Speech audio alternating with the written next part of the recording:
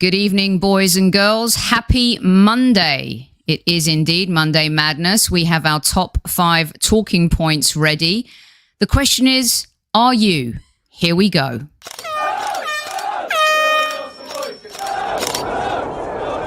Mind the gap between the train and the platform. Please stand clear of the discussion doors. The next stop is Highbury Squad.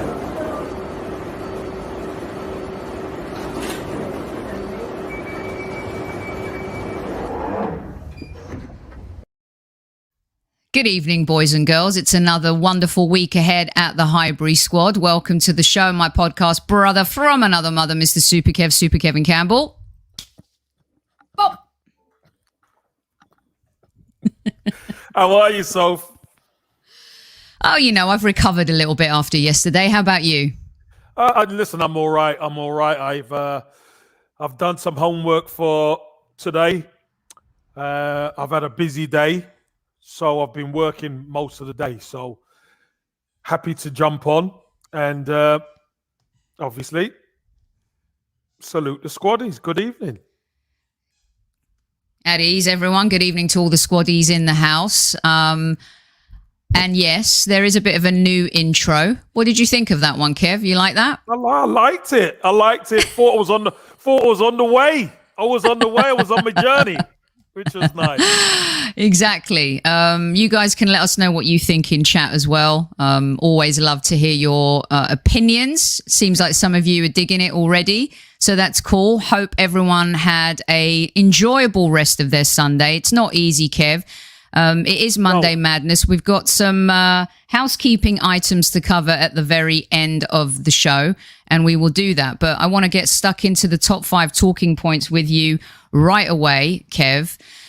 So some of your ex-teammates, some of your alumni, your brothers in arms, have, for the first time, a couple of them come out and criticised Arteta yesterday. My number one talking point, because I know that you have very strong opinions about it. Tony Adams and Martin Keown were doing the Premier League match, and obviously Ian Wright was doing his usual fodder, and Lee Dixon was doing it here for NBC, and they all believe that Arteta got their tactics he got the tactics completely wrong yesterday, and this particular loss falls on him. What's your take on what your ex-teammates are saying about this, and do you agree with them? I stick with what I said yesterday. No, I don't agree. And I understand everybody's got their opinion. The fact of the matter is, we are not good enough. Now, however you want to chop it up, cut it, we are not good enough. Mari is not good enough to handle Lukaku. That's just 1v1. That's a battle that if we're gonna get anything out of the game, so the defender has to deal with Lukaku. He couldn't deal with him. So again, people tell me about systems and we should have done this, we should have done that. The bottom line is, if you can't defend your man, it doesn't matter what system you play. What do you think of their take, though, on the fact that they're saying that he made no adjustments, in the sense that you could see that we were getting killed on that right side, and that he didn't adapt? Now, he made subs after and in the second half, of course, but what they were saying is that when you can see this happening and you can see the onslaught over and over again, why are you not changing it? Here's the thing, you see, Sophie, and this is really important. And this is the surprising thing for me, is Tony Adams wouldn't turn to George Graham for George Graham to sort that out on the pitch. Lee Dixon wouldn't. I wouldn't. Ian Wright wouldn't. The adjustments, if Kieran Tierney is getting killed down that side, what he needs to say to Saka is, Bukayo, just sit here for 5 minutes. There's certain things that I understand, and I'll say again, Sophie, of course the buck stops with the manager. Of course it does. Because at the end of the day, the players are under contract, the manager gets the sack, and another manager comes in, and then obviously we start this process kind of again. I get all that. But I'm talking about being on a football pitch and knowing if you are getting done on our left-hand side over and over. If I'm getting exposed, I'm going to say to Bukayo Saka, Bukayo, just sit here for 5 minutes to deal with James until we calm them down. That's what I'm going to do. But it doesn't happen. Do you understand what I mean? Until we're 2-0 down, get to halftime, adjustments are made. But this is what the good teams do. The good teams adjust on the pitch. So when we talk about having leaders on the pitch and good teams adapt on the pitch, I mean, it's a joint effort, right? The manager has to see things and maybe say, okay, we're getting absolutely killed on our left side. They're exposing us coming down that right side. Saka doesn't seem to be fully fit yet in terms of maybe it's fatigue versus game fitness. Having been at the Euros as well, he's probably really, really tired. But again, no excuses.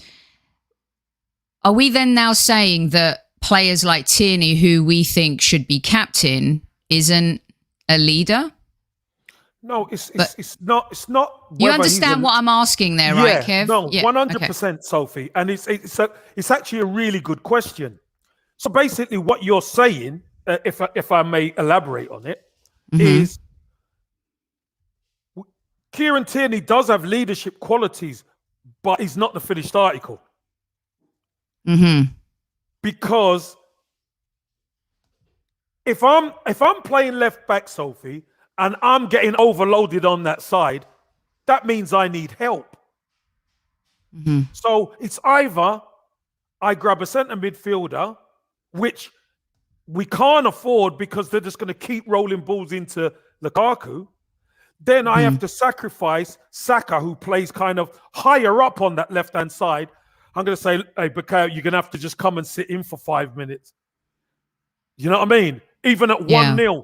Even at 1-0, just sitting there for 5 minutes because I'm worried. Because Mason Mount keeps making that run.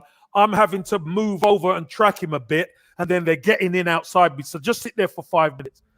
That communication and that know-how maybe isn't there for Tierney. And probably here's the reason why, Soph.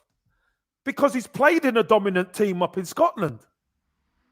In Celtic, where he probably didn't need to worry about all that because they were the aggressors. They had the majority of the play, etc. But this isn't the first time, Sophie, if you remember, that we've seen Kieran Tierney sometimes get caught out of position. It's not the first time. Now, as players, part of your evolution is understanding what you need to do. And for me, Kieran Tierney just needed to say to Bukayo Saka, come and sit in there. Nate Dixon done it with me when I played wide right for Arsenal, Soph. I'm a striker. But you say, Kev, sit in there for 5 minutes. And I sat there for 5 minutes until we quelled their plan. Because, I keep hearing Arsenal don't have a plan. Arsenal do have a plan, but it's the opposition's job to disrupt our plan and put their plan in place. That is the battle. So, again, maybe Kieran Tierney, that's something he has to learn, Soph. Yeah, because he's not immune to criticism either. We've got to call it as we see it. I know MK said, he's had a bad game and we're grilling him. Sophie, here's the thing. I'm not... And by the way, this is in no way, shape or form criticism. This is just... observations. In-game management and observing what's going on the pitch. Because you know what? In training, you could get it all worked out in training, Sophie, but the opposition create different problems for you. Right. So And when, we are. sorry. So when you don't quite get it, I'd rather their centre half have it back there than them be playing balls into Lukaku, him spinning it off, and them getting in behind us so we all turn towards our goal. I'd rather them have it there so we could all see it. We're all in position. And I guess I wanted to, I think it was SFT that made a comment that I had up before, and I wanted to put Swedish Gooners up because I think they go part and parcel, and they also go back to what you're saying. When then we're bulldozed like that, we're too green for some reason and cannot deal with adjustments, right? And what SFT was saying is we're not vocal on the pitch. It doesn't seem like, barring maybe a couple of players, there's a lot of silence on the pitch. I know it's MLS. I was at an LA Galaxy game the other day, Kev, and I could hear the Colorado Rapids goalkeeper yelling the entire match. I was literally at one point, was someone shut him up? He did not stop. That whole team, game, didn't he? He talked the game.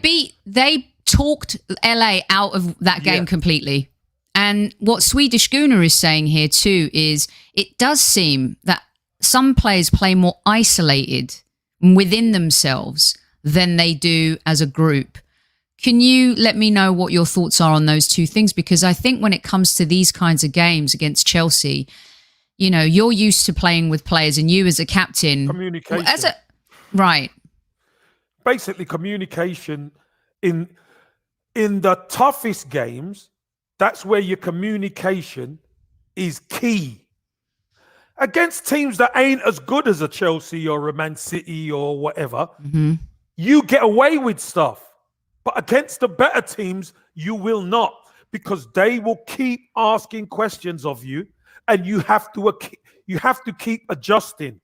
That's why I'm saying, if Tierney he realizes actually I'm getting done on the outside because I can't be two places. Saka, not Xhaka, Saka. Just sit back, because Xhaka has to, one, try and stop balls into Lukaku's feet, and he's got midfielders to take care of. So, you know, for me, we've spotted it and we've said it many times. We're weak sauce when there's that we're not tough enough. And Sophie, that doesn't just mean tackles and all that.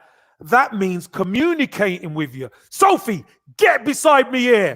Sit there for 5 minutes. No, but that's the way it's got to be. Bukayo, sit in there for 5 minutes. I want 5 minutes out of you, and make sure he doesn't get the ball. So Bukayo, all right, I'll do that. That's how it's got to be. You've got a demand of each other. And I just don't quite see that in our players. I think that's a really good point, a great point, because it's been something I've been thinking about. And when I was writing down the top 5 talking points for tonight, I was like, I went back and I rewatched the game. I know, you guys, I'm a glutton for punishment. But I watched some of it as well today, actually. Yeah, I just couldn't. It seemed like when we did speak to one another on the pitch, Kev, it was to complain about something versus exactly what you just said.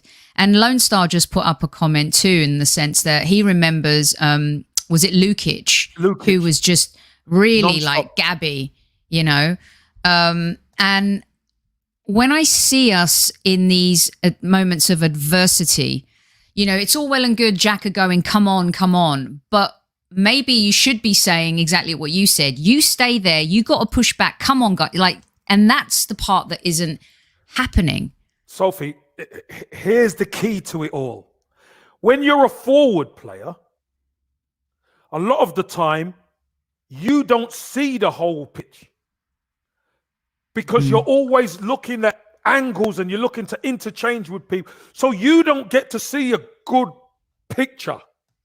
Kieran Tierney, Pablo Mari, Holding, Cedric, Lokonga to an extent, who's new, but he's been captain, and Xhaka, they are the ones who are really looking at the pitch.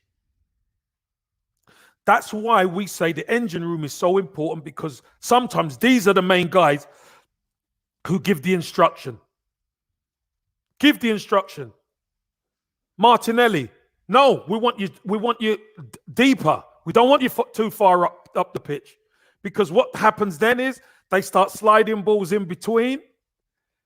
Their players in the midfield get on it, then Xhaka have to come out, then they slide it into the centre forward. So we want Martinelli in there so we could show them one way.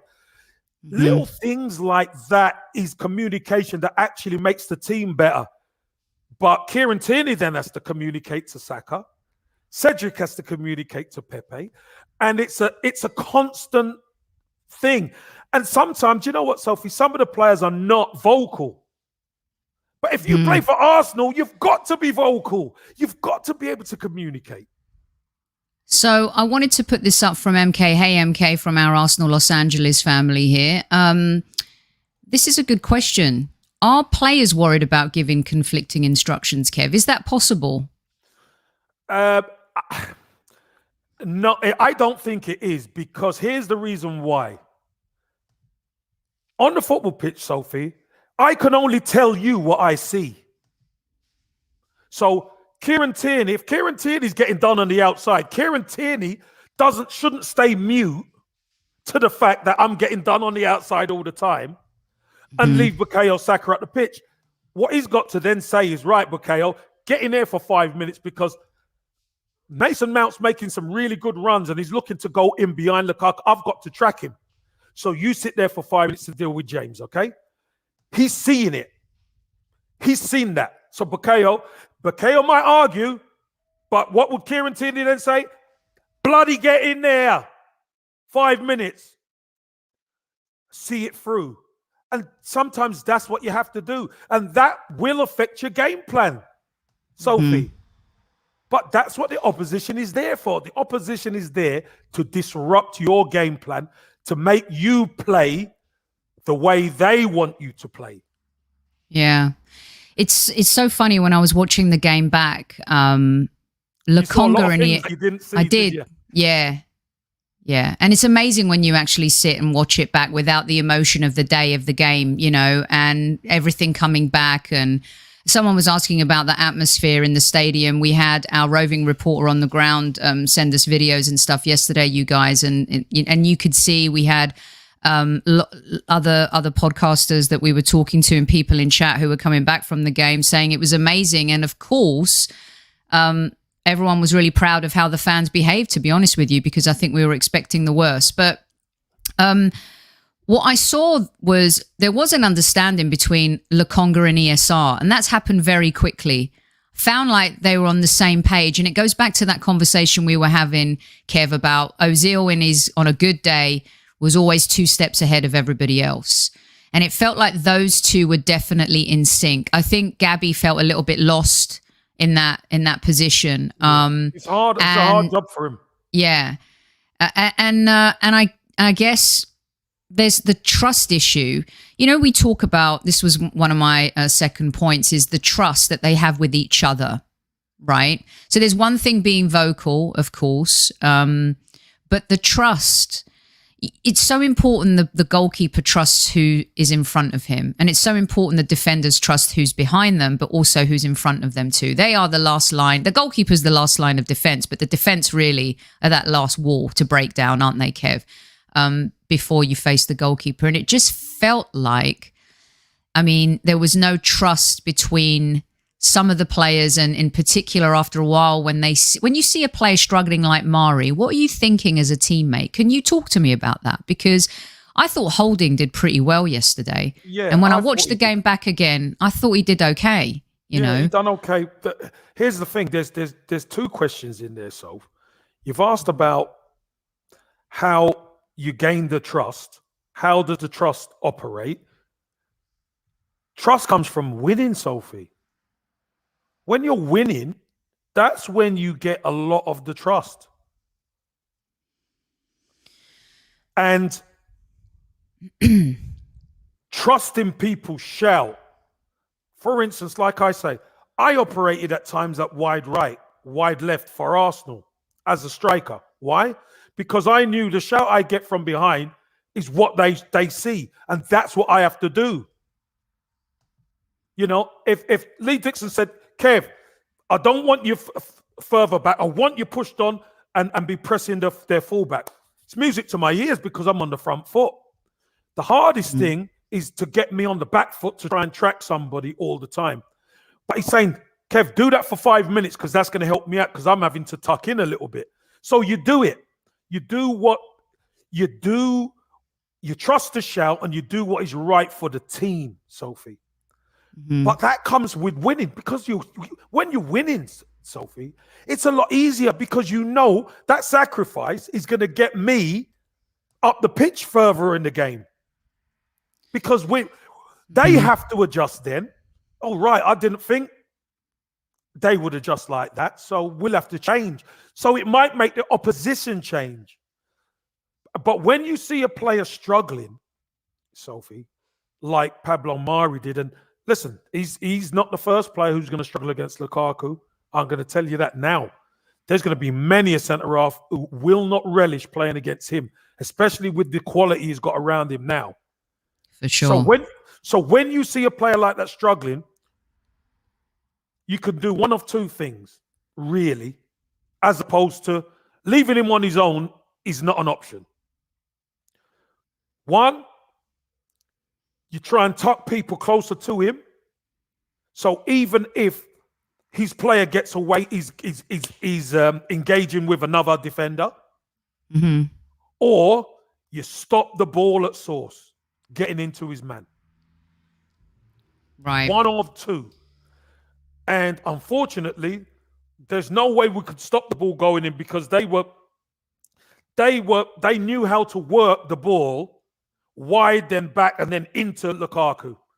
They knew how to work it. So sometimes you just have to say, okay.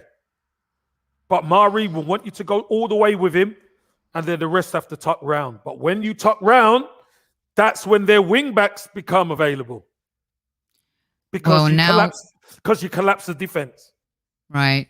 And, maybe this will have to force Arteta. I don't know how long Kieran's going to be out, but maybe this will have to force Arteta to play down or through the middle at least a little bit as we go forward. Sophie, can I just say this? Mm-hmm. This is so important to everybody who's going crazy about we were this, we were that.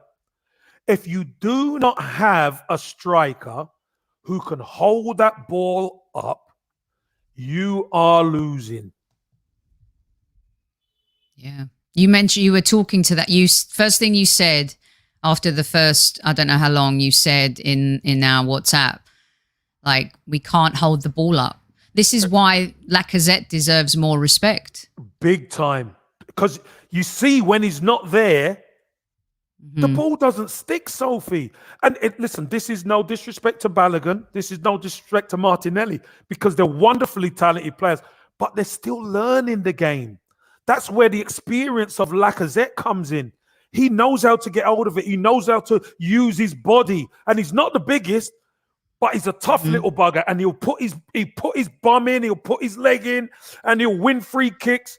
And that's what gets us up the pitch. That's what allows the Smith Rowes of this world and Sakas to do their thing at the top end of the pitch, is because somebody is willing to sacrifice his game to get hold of the ball. And because we don't get hold of the ball, it's hard. I couldn't agree more. This is why I'm more forgiving of Lacazette not scoring as many goals, because of what he does for the team on and off the ball. And he gives others the opportunity, because we've both talked about how Pepe, Saka, ESR, all of these players need to step up and score more goals this season. I wanted to bring up another comment as part of this discussion. And good evening, everyone. You are listening to the Highbury Squad. Of course, you know that because you're here already. 300, Kev, on a Monday night after a bad loss. Listen, fantastic. Thank you, everyone. Squaddies for joining. And please hit the like button. Otherwise... Come on now. You know the script. I'm not even going to want to break anybody's neck tonight, because you know what? We're having a really good this is a really important conversation we're having about our football team here.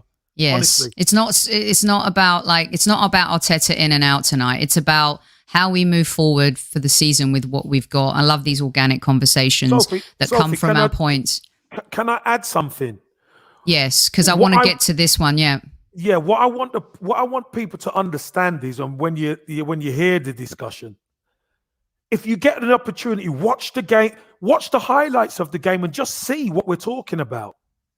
Because maybe you don't see it. But if you watch the highlights, whenever we get the ball and it goes forward, it tends to come back too quick. There's nobody who gets hold of it, even in a sticky situation, gets hold of it, maneuvers it, then plays it, and then we're building again. They're never in any problem. So that's the difference. No, it's a good point. I wanted to bring this up. The Bearded Gooner. Hello, Tanner. How you doing? Our very good friend here. Tanner, if you haven't listened to his show, he's the host of The Same Old Arsenal in the US. Did a show earlier today. Make sure you go to YouTube and check that out. Another good Arsenal podcast. Podcasts are doing good things. Arteta has coached all of this out of these players. His voice is the only voice they hear on the pitch. He micromanages every aspect of their game. I wanted to bring this up because Tanner mentioned it. And there was a small write-up in Football London yesterday, Kev, where they said there was a moment, and if anyone was there at the game and saw it, let me know, where Arteta was very angry with ESR. And I think it was because he wasn't tracking back. There was something. And he was yelling out at Emile Smith-Rowe. And Emile Smith-Rowe looked at him completely baffled, is what is being said. That he looked confused. And that's why I wanted to have this conversation with you tonight, because Tanner brings up a really good point about what is it when you're on the pitch, Kev, as a player and you're playing in that kind of atmosphere, can you even hear what the manager's saying? And if he's doing this, and this, can you explain that a little bit to us? Yeah, but you got half the time. The truth of the matter is, half the time you can't even hear what he's saying. I can guarantee you 75% of the time, the player cannot hear what the manager's saying. So all this micromanaging nonsense, it's nonsense. Honestly, it's nonsense. And coaching stuff out of players. Listen, at the end of the day, Sophie, if I see that we've got a problem on our left-hand side and I got to rectify it, it's not. I don't need the manager to tell me. I'm a professional footballer. I should be able to rectify that issue while I'm there on the pitch. So, look, but with Emile, I just don't buy it. I don't buy it. I've been there. I don't buy it. I guess for me, it's a case of a young player, who needs that man management and maybe needs that, validation, if you like. And you can understand the frustration building in that game, of course, because we were being played off the pitch. And I looked back on that game, and Emile Smith-Rowe, I have another point coming up a bit later about him, but I just found that very interesting. Because I'm thinking, was he reacting in the sense that I can't hear you, I don't even know what you're saying, versus what the F are you saying? Yeah. And again, I can guarantee you, with that atmosphere and everything, no. Emile Smith-Rowe wouldn't hear Mikel Arteta. No chance. He wouldn't hear him. Yeah. Okay, awesome stuff here. I want to get to, why don't I carry on that, the question, because seeing as we're talking about Emile Smith-Rowe, I was going to talk about at the end, but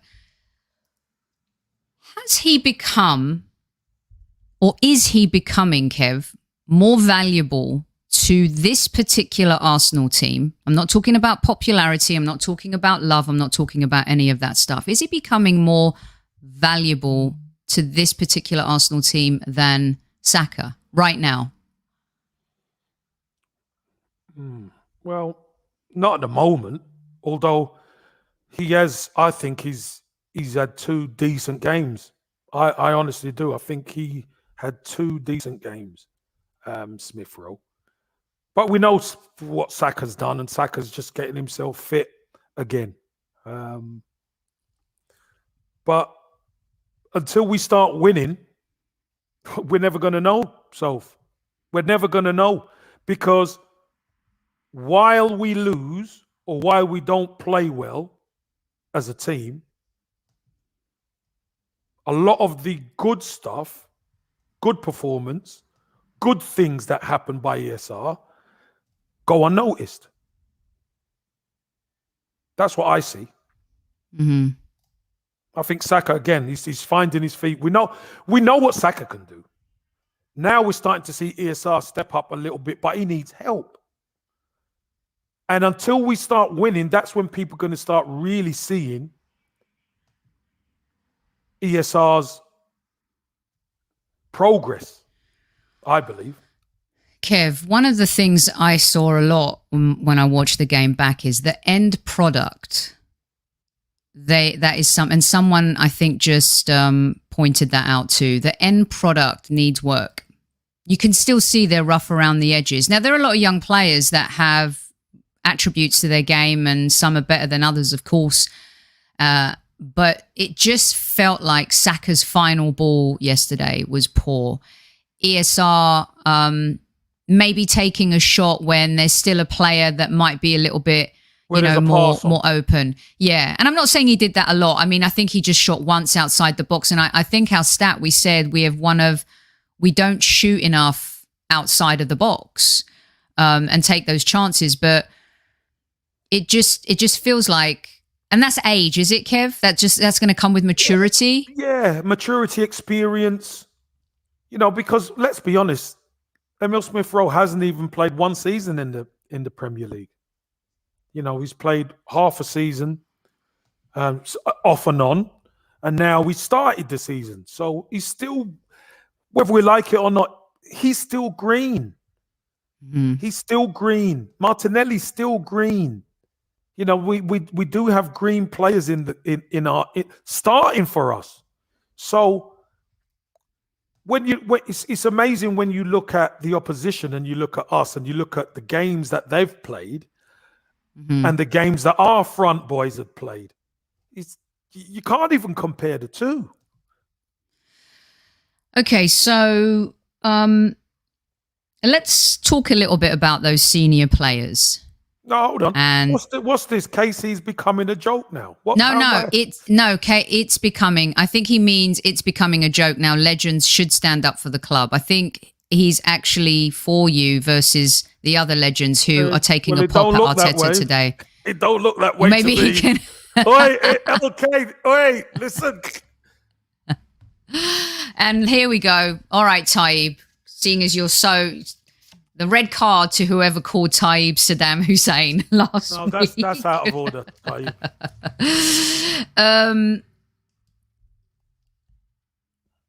You always talk about senior players.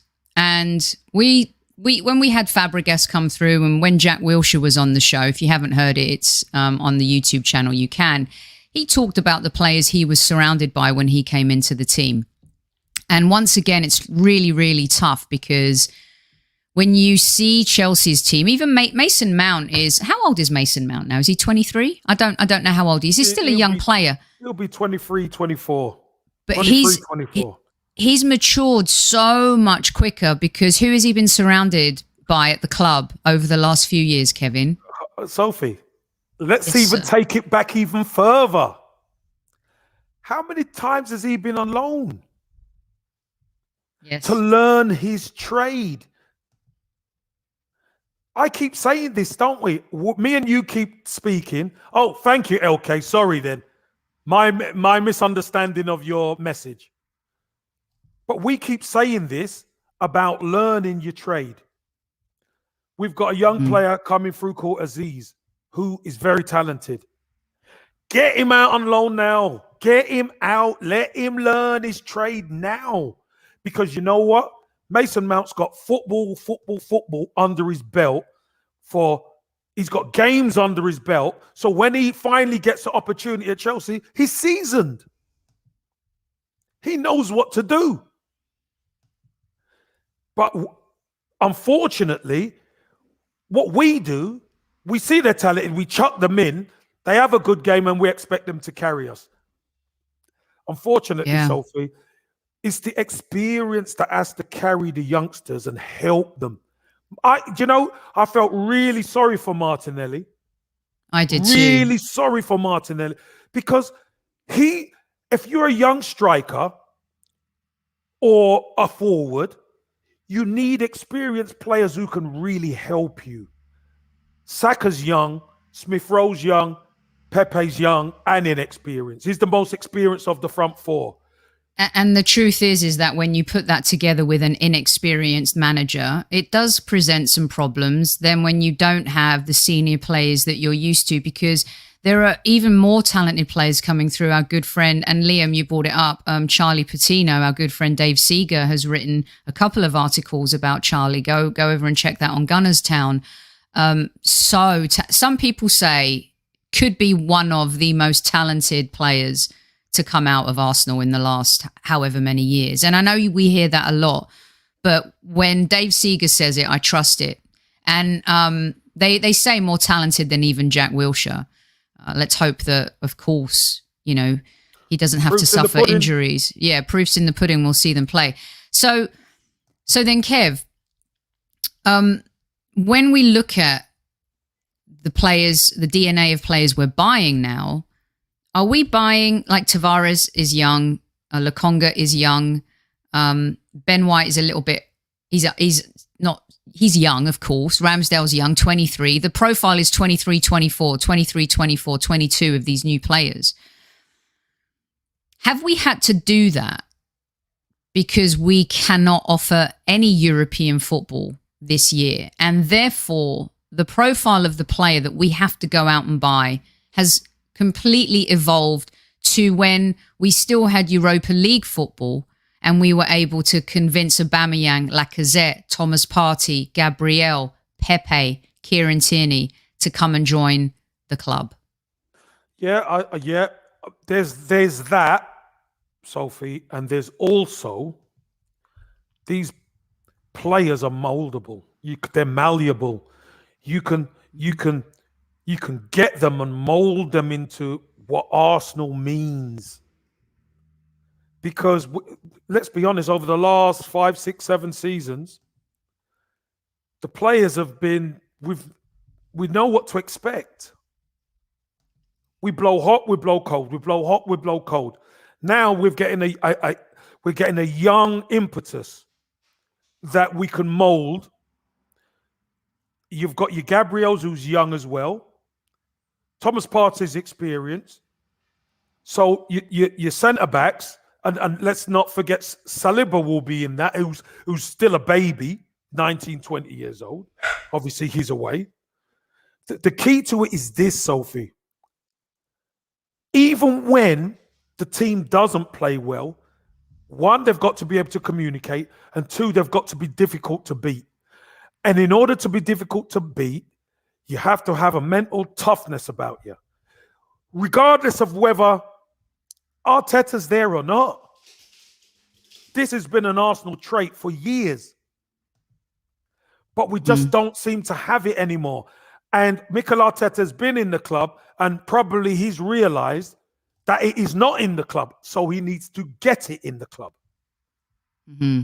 Now, again, whether he survives or not, Sophie, I'll be honest with you, I don't know. I don't know whether he'll still be manager in 2 weeks. I've no idea. But I tell you what I do know. I know the players need to be able to fight a lot harder and communicate better. Okay, so let's talk about the senior players a little bit more, because there are reports that are coming out today that Arsenal are willing to let go of 10 players. And I'm thinking, is that in addition to the players we've been trying to flog for the last 2 years, right? So it's can't get rid of them. Bellerin, there's no takers. It's shocking really when you think about it, but not surprising. But I have a question for you and the squaddies in chat. And I'm not trying to cause a firestorm. As you can see, post-game shows, it's all out there, the passion, the emotion, it's immediate. Yeah. You got those feelings, right? Tonight, just want to really look at these things in context of legitimate question I'm about to ask. Would you, because Aubameyang is apparently one of those players on the list. Now, Willian liking Chelsea posts, I would have fired him and sucked up. I would have gone to court if he wanted to fight for his contract. He actually liked a post on Instagram from Chelsea saying, can you imagine not being Chelsea? It's unforgivable, but hopefully he'll be out the door. But Aubameyang is the one that I find the most intriguing because he is the captain. He took the armband off Xhaka when he came on the pitch yesterday, Kev. He had been our talisman for 2 seasons. Last season, we saw the worst of him. The worst of him. He's on the list. With this Arsenal and these players that clearly have potential, and that's the unfortunate thing is we need to win now. But unfortunately, the reality is that this might not happen as quickly as we want it to with the profile of players that we have. Would you rather see Aubameyang stay at the club if there are issues with some of these senior players like Aubameyang, Lacazette, and like you said, getting rid of Xhaka is hard because we couldn't replace him. We didn't have maybe even the funds to do that, or it's just not as easy. Would you rather see Arteta leave and keep the Aubameyangs and the Lacazettes of the world in order for us to maybe move the needle forward a little quicker with a different eye from another coach? You know what I'm trying to ask here? Yeah, it's here's the difficulty for me, Sophie. Aubameyang, I love to keep him. Love to keep him. I honestly don't think we're creative enough to give him the opportunities to score. I know he's had some opportunities previously and he hasn't hit, but you know, a marksman like that is in our football club. But when you mention Lacazette, I know how much Lacazette brings to the table, but he's in his last year of his contract, Soph. We've given the manager money to spend to bring in young players to try and change the fortunes of our football club. And I was on Sky earlier on today and they were asking me about Mikel Arteta and the money he spent. And I said, well, I don't know if he's walked on the ladders or whatever he's done. But normally when a manager gets these players, he's able to play them. And unfortunately, for whatever reason, he hasn't been able to play them. And like I said just before, I don't know whether he'll still be manager in 2 weeks, 4 weeks. I have no idea. But the club need a different direction than where we were going. And getting in younger players of a younger profile, of a hungrier profile, is the way to go. But what we do need is more experience in there as well. If we can't get the experience in there, Sophie, it's going to be a long season. So I would love to keep Aubameyang because I think he still can score a lot of goals. So if it's either or, I'd keep Aubameyang. But giving Arteta 130 million to spend tells me this dressing room has needed to change and the profile has needed to change within it. Yeah, they did have, where is that from Leon? They did have a good partnership. And you know what? That partnership included Pepe at one point, Kev. And the three of them, we've discussed about how, you know, they were the glue that kind of really took us to that FA Cup win. Pepe, the sweet left foot shot. You had Oba playing on, dare I say it, you guys, the left side. and so you keep saying too, but they were being fed more. We were creating more. And if you look at the stats, that's undeniable that we were creating more chances then, Kevin. And it's a conundrum for me because I don't believe that Aubameyang is done yet. I can't believe that he's only just turned 32, you guys. He doesn't really get injured. He gets sick. He hangs out at parties maybe too much. But there's no way he's dead as a player. He's done. No, he's not done. He's not done. Here's the issue, Sophie. What's the point in having the best gun if you're not going to load it with bullets? We've got to make sure we load his gun with bullets. And I'm not saying he's Lukaku because they play very differently.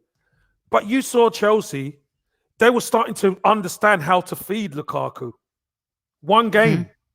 If it wasn't for Leno, we would have got a brace. But they are going to be feeding him with quality. Unfortunately, we're not at that level. We're not at that level yet. But what we need to do, we need to get at there. And the quicker we could get Aubameyang playing with Odegaard and get that understanding going, because I think Odegaard will help Smith Rowe. Smith Rowe will help Odegaard. So here's my next question, my next talking point for you, Kev. It's 2 games. First game, we lost to a newly promoted team. Exceptionally disappointing, especially the manner in which we both agree we were awful. We were terrible against Brentford. The whole entire Arsenal nation and the football world thinks the same. We then played the champions of Europe and the Super Cup winners, the double cup winners in Europe this season, with a really fantastic coach. And let's be honest, exceptionally talented players, some of which, Jorginho, winner of the Euros this summer. You've got Mason Mount, who's really talented, went down, almost a Euro winner himself. Lukaku, who is absolutely one of the hottest properties in football right now. I mean, they are a great team. They've got great players. Sophie, can I just add into that? Yep. Look at their bench. Yes, their bench. I mean, the most disappointing thing, is Reinhardt. I agree. 2 games, 0 goals. We talked about it. In fact, our home form. Here's a stat for you that I gave to Gianni Judges yesterday. 20 home games, Arteta has lost. No, over 20 years, Arteta's lost more home games in six or 9 months. I can't even remember my own stat right now than Wenger has in 20 years. It's a ridiculous stat. I'm going to get it for you. I've got to read it to you, Kev, because it's mind-boggling, this stat. Here it is. Be patient with me, kids. I'm going to read it out right now. Right. Arteta has now lost more Premier League home games in 20 months. No, I said 20 years. 20 months than Arsene Wenger did in 6 years at the Emirates. Well, it might as well be 20 years, Sophie, because it feels that way, right? Because it feels that way. Exactly. I may have said that because you're right, Kev. It feels like 20 years. And so the 0 goals is unacceptable for Arsenal Football Club. So then we face next Manchester City, the Premier League champions. And again, I mean, they had a terrible opening game and they're not going to give that to many teams. It's just not going to happen. And they're going to find their groove. We could be 0 points after those games. We could get to the North London derby where we may have 2 or 3 points. We're going to face Burnley, who we only got a point off last season. Norwich, if we don't beat them, I think that's going to say a lot about us, even more so, Kev. But do you think that maybe we've all jumped the gun a little bit in the sense that if you look at what his real starting 11 will be, and you've got Ben White, Gabriel, Thomas Partey, Aubameyang, Lacazette, Odegaard. Can you see this ship turning back in the right direction? Have we all kind of lost our minds a little bit too quickly based on what we saw last season? I think there's a frustration in the fan base, which is understandable, Sophie. I get it. It is understandable. And it's the club we love. You know, feelings run high, especially after defeat. London derby, nobody likes. We know Chelsea's a great team and all that, but you still don't want to lose.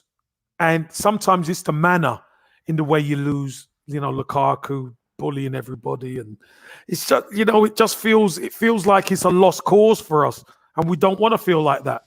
But I think, and then Dimitri says this too, Kev, just to throw it in. All those players played last season. I think that's Of course they did. And here's the thing. Some of those players who played last season, it was their first season. Now, we're hoping second season, They know what to expect. They'll be better. But at the end of the day, Soph, we're only going to really know that when they come back. It's not excuse. It's just the truth. You know, our squad isn't as strong as it could be. And what is it? A few days left of this transfer window, Sophie. You know, I think we've got to try and make some moves. I think we really do. Because if our starters are out for long spells, Soph, I don't think we're good enough. No, that's the worry. And I guess the reason why I'm coming around to that question is going back to what Leon said is we did have a lot of those players for last season and there was still something missing. And I guess the biggest damning stat for me, and I put it up a minute ago, was being behind at halftime, Kev, and not winning not one of those games. Not one. Mm-hmm. And that's the part for me where I question how are we managing that then, right?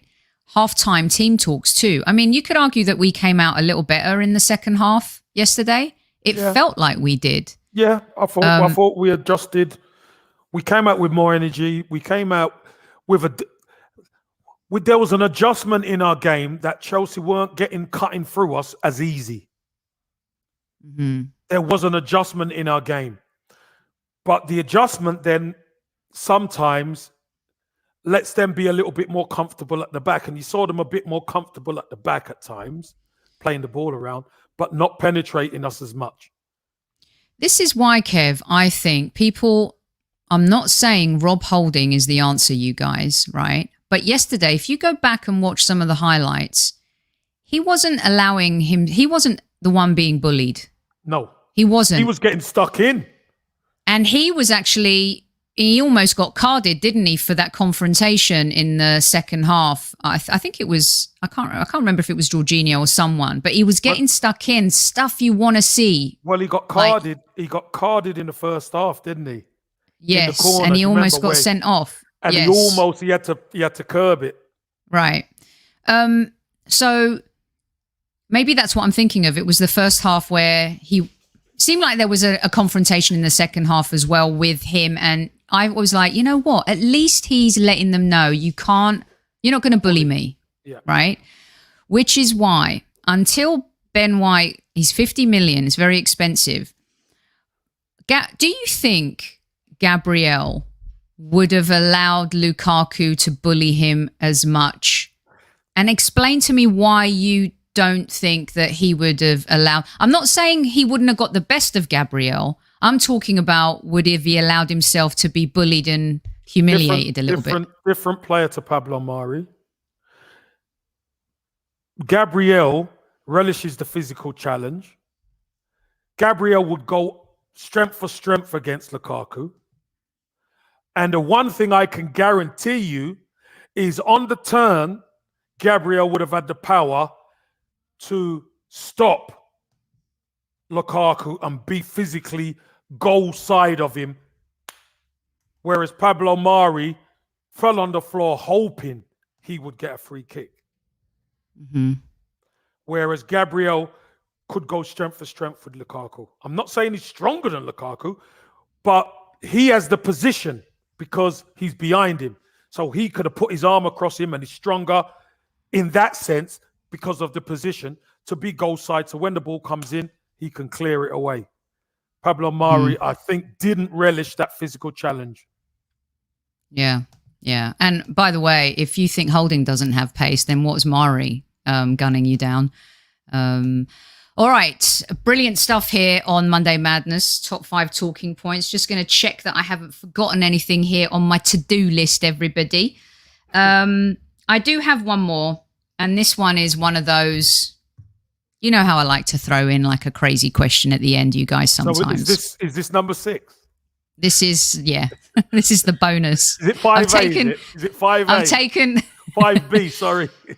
Kev, there's 450 in live chat. You I mean, come on, guys. I want. I don't see the likes. I Where want are they? I want at least half the likes, guys. 450 should be 225. Come on, guys.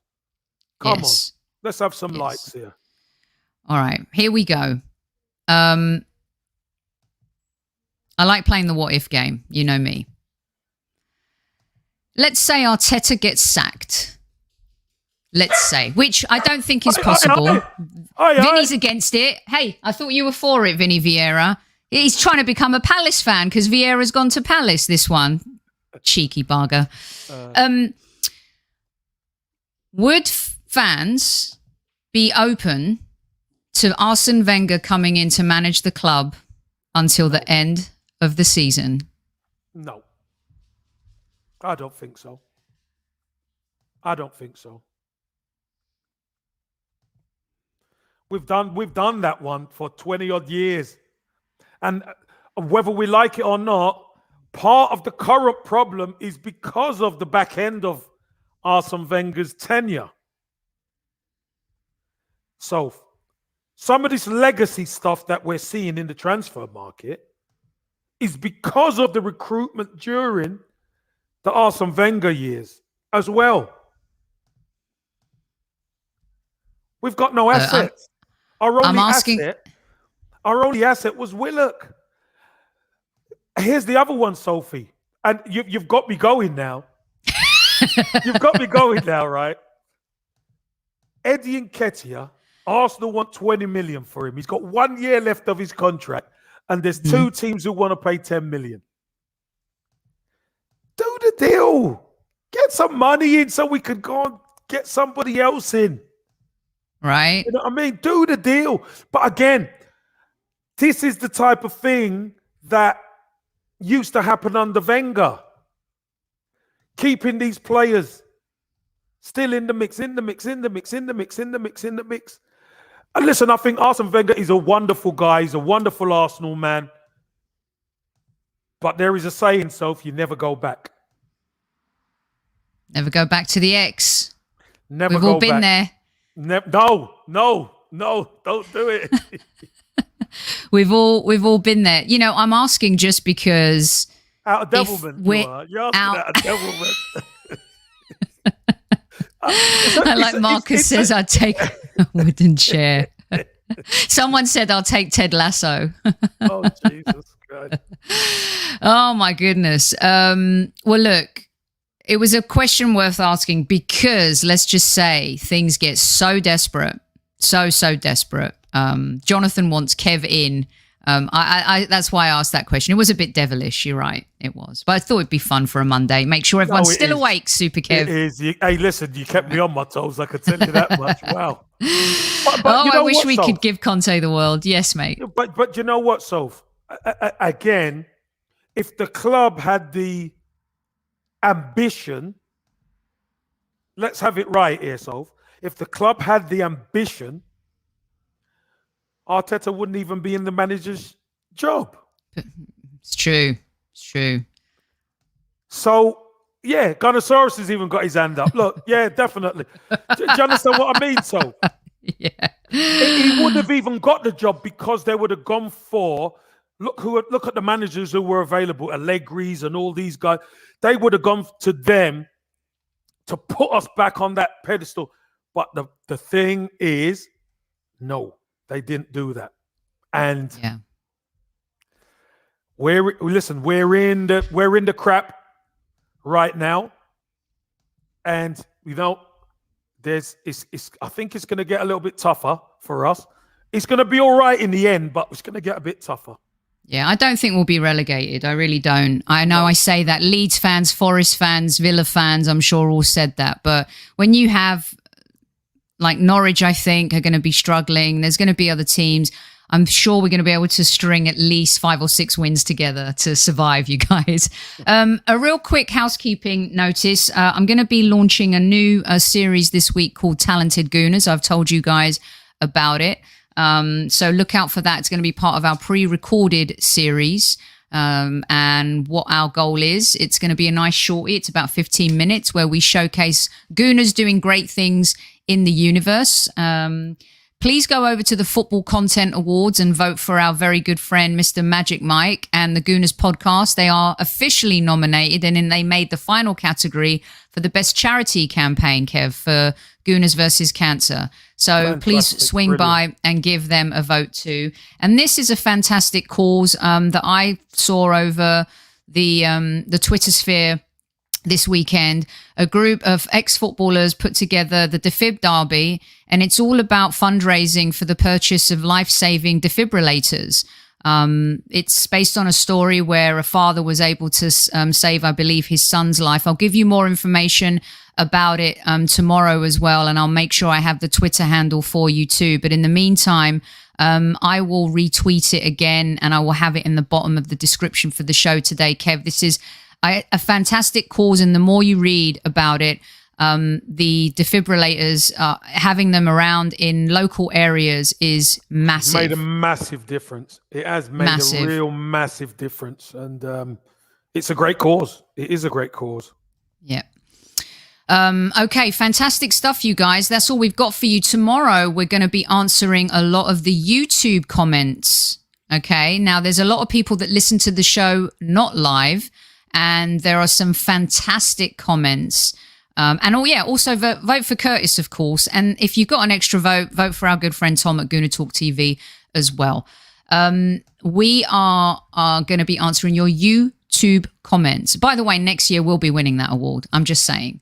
You know, we didn't campaign this year, found out a little bit too late. So next year you can all vote for us. Oh, there's people who are just still finding us now. I know. Do you know what I mean? I know. It was a bit too soon for us. A bit too soon. YouTube comment show tomorrow. It's going to be great. So we're going to look back on 3 or 4 shows, but the comments are going to be relevant to what's happening right now. Yeah. So be sure to listen to that. And you'll always hear our truth, our honesty in this room. Right, Kev, I think that's it for the night. I don't have anything else on the agenda. Just one red card given to someone who wasn't even here. Take us out. Well, listen, everyone. Thanks for joining us. I'd like to know how many's in the chat. There's 400 in chat. And actually, just real quick, Kev, I forgot to mention that on Wednesday we have Wednesday Women, and we're going to do a little preview of the League Cup. And Soph from Gooner Gossip TV is going to be joining us, as is Lucy. So got a couple of really rocking women by my side on Wednesday for that show. You won't want to miss that one. And then Thursday we got Kenny Ken, and that's going to be very interesting. I can't wait to get Kenny. That's going to be funny. I know Kenny Ken. Me and him never see eye to eye, so it's going to be funny. Ever. And then on Friday, of course, Kev will be back for his live fan Q&A. That is your show. Always has been, always will be. Super Kev. Also on Wednesday, I am doing the West Brom Arsenal game on Sky. So yes, if you got any questions, fire them in.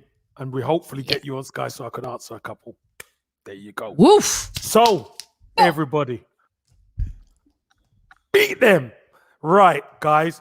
Thanks for joining us as always. Squaddies, we love you dearly, and you're a unique fan base for us. So, until tomorrow, Squaddies, at ease.